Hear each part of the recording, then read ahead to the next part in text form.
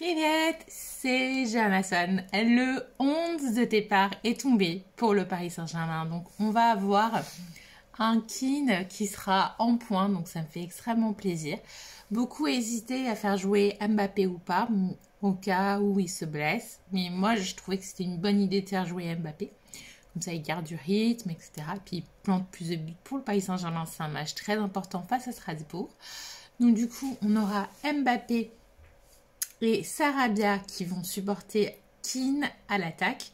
On aura un milieu avec un Herrera à gauche, Rafinha en numéro 10 et Paredes.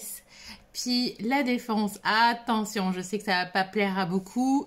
Il y aura Bakker côté gauche. J'espère qu'il me fera un meilleur match que face justement au Bayern. Kimpembe qui sera en défense centrale, épaulé par Danilo. Pourquoi Danilo est en défense centrale? Beaucoup critiquaient ce choix sous l'ère Tourelle.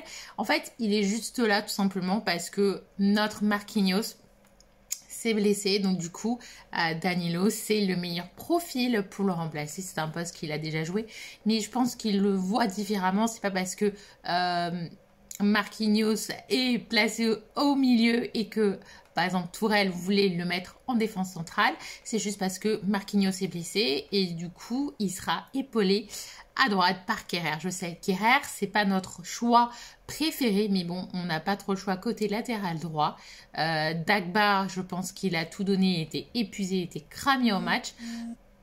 Kerrer a eu 0 minute de jeu face au Bayern. Je pense que Pochettino voulait le préserver avec tout ce qui se passait côté perso, les insultes, etc.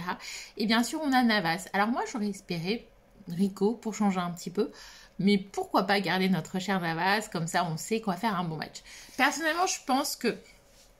j'ai oublié de dire, les remplaçants pour ce déplacement à Strasbourg sont Rico, Dagba, Pembele, Draxler, Gay, Samant, Michout, Di Maria et Najera. Alors Michout, ça faisait un moment qu'on l'avait pas vu, donc c'est cool de le retrouver. Ghana, il a vraiment tout donné, donc je comprends qu'il souffle un petit peu justement.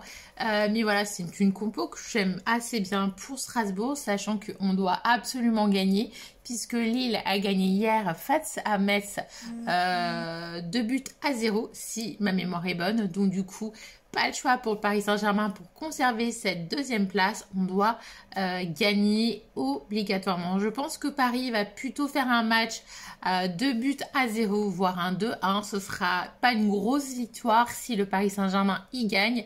Voilà, c'est à peu près tout pour mon avant-match. Si vous avez une compo que vous aurez préférée, si vous kiffez la compo ou pas, n'hésitez pas à laisser un commentaire sous la vidéo et je me ferai un plaisir d'échanger avec vous et de parler tactique pour le Paris Saint-Germain. À très bientôt. Ciao!